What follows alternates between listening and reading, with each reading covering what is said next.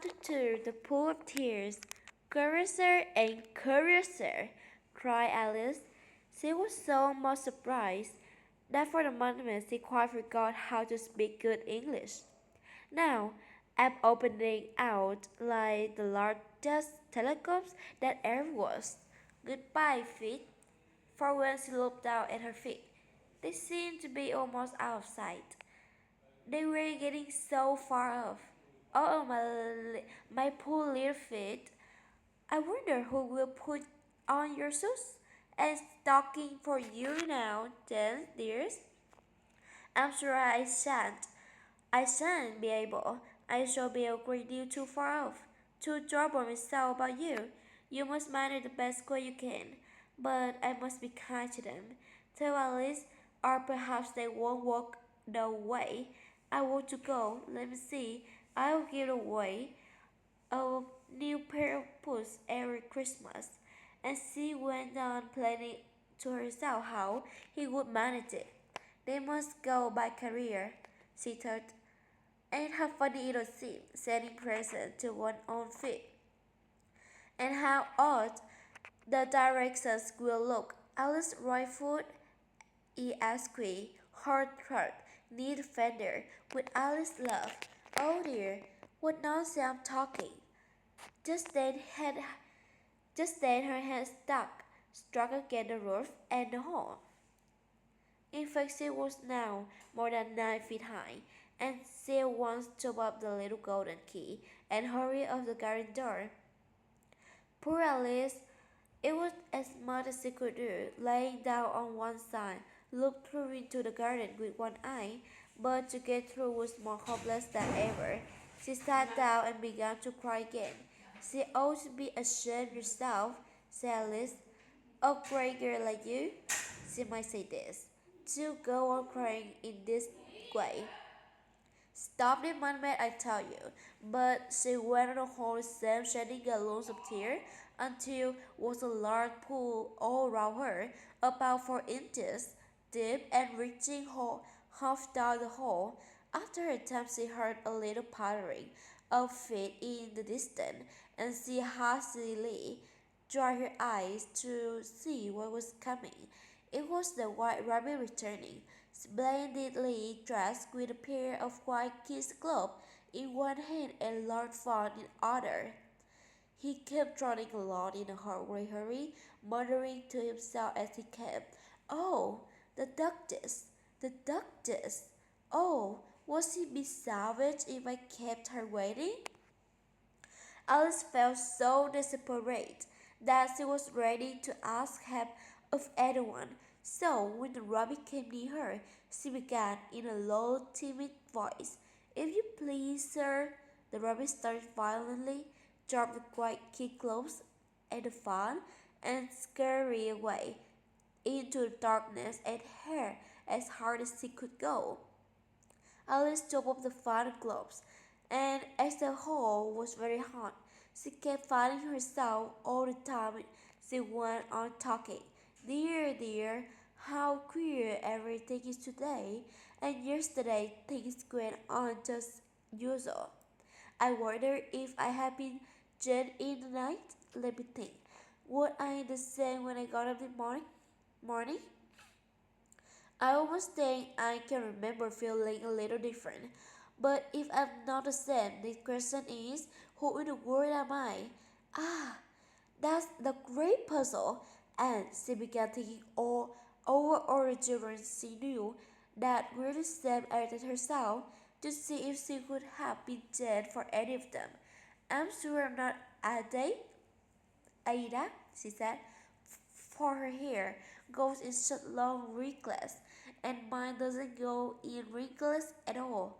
And I'm sure I can't be Mabel, for I know all sorts of things, and she knows that a very little. Besides, she sees, and am I. And oh dear, how puzzling it all is. I wonder if I know things I used to know.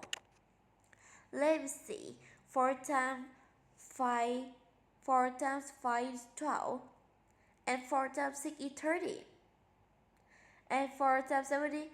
Oh dear, I shall never get to 20 at that rate. However, the multiplication table doesn't significant. Let's try geography. London is the capital of Paris, and Paris is the capital of Rome, and Rome. No, that's all wrong. I'm certain. I must not have been Jane Mabel. I was trying to say, "How's out the little?"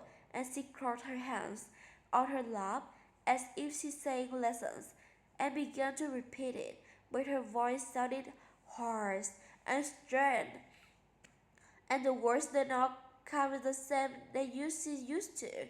How does the little crocodile improve his shining tail and put the water of the Nile on every golden scale? How cheerfully he seemed to greet, how neatly spread his claws, and welcome little fishes in with gently smiling jaws.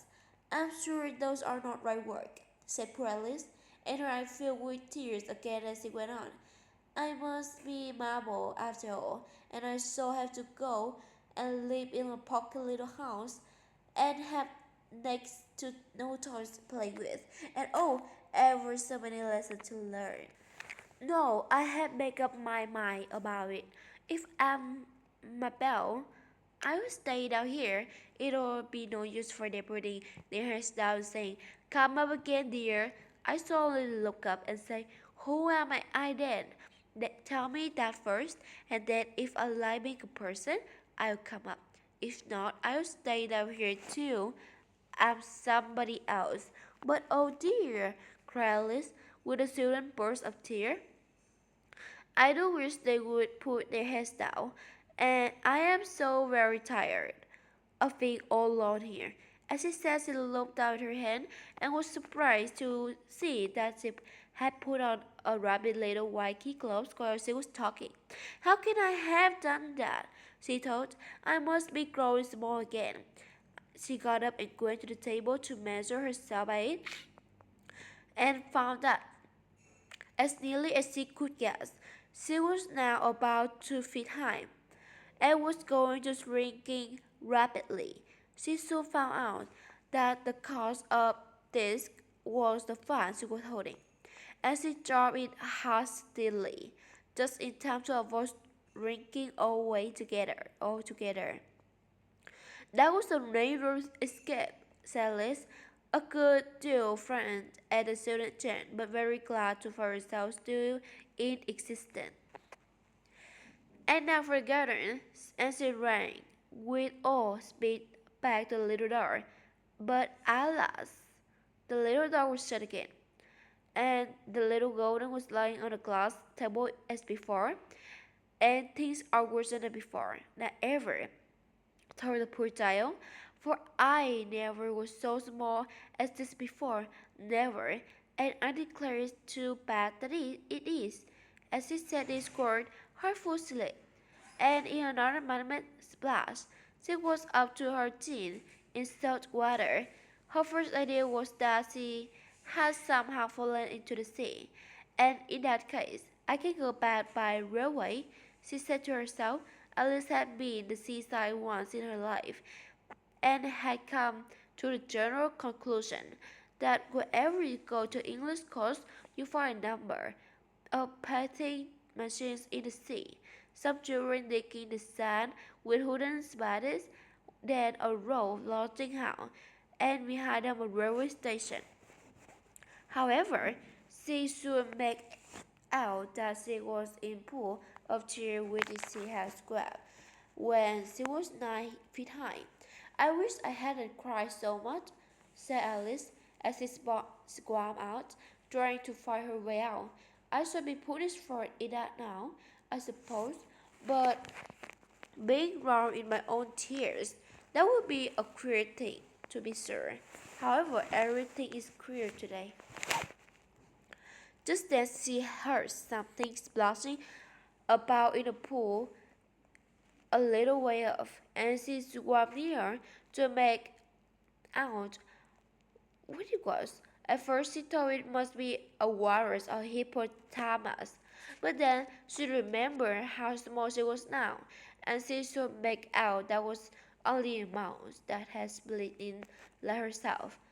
Would it be of any use now? To Alice, just speak to this mouse. Everything is out of the way down here. That I should think very likely it can talk. At any rate, there's no harm in trying. So she began, "Oh, mouse, do you know the way out of this pool? I am very tired screaming out here." "Oh, mouse," Ali thought this might be the right way to speak to a mouse.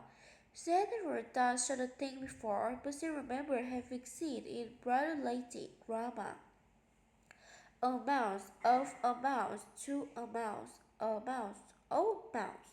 The mouse looked at her rather inquisitively and seemed to her wink with one of the little eyes, but it said nothing. "Perhaps it doesn't understand English," said Alice.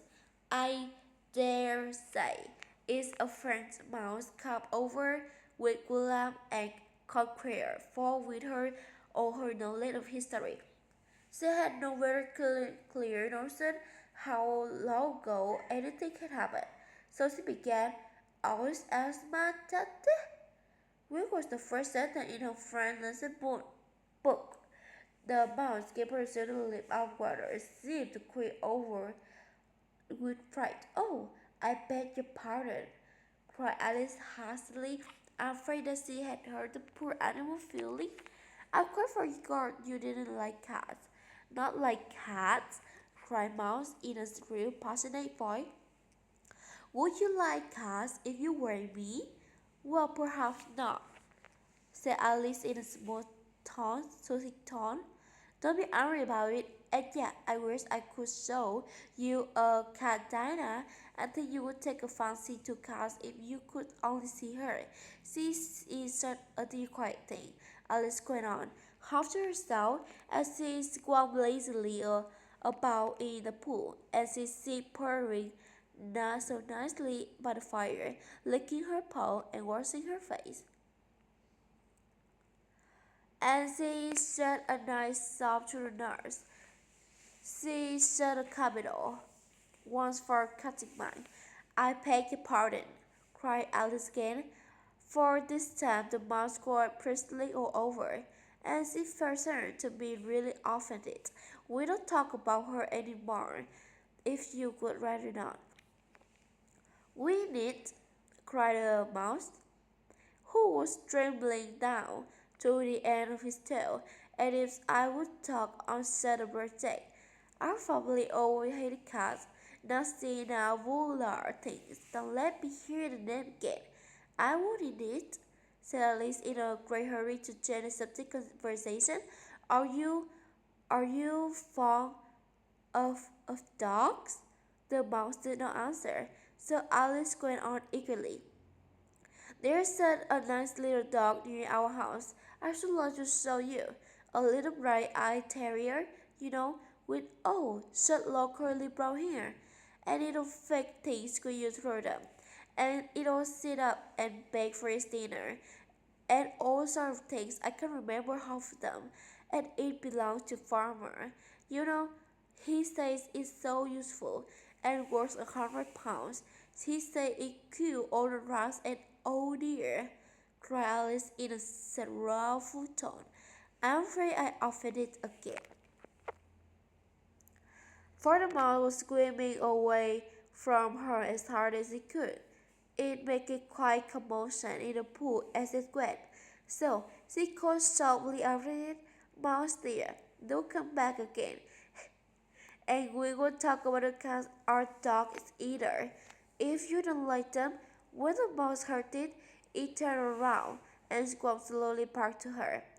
Its face quite pale with passion, Alice thought, and it said in a low, trembling voice, "Let us go to the shore, and then I will tell you my story. You will understand why it is I hate cats dogs."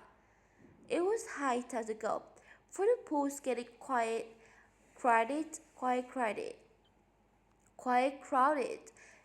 with the birds and animals that had fallen into it. There were a duck and a dodo, a lark, an eaglet, and several other curious creatures. Alice led away, and the whole party screamed to the start.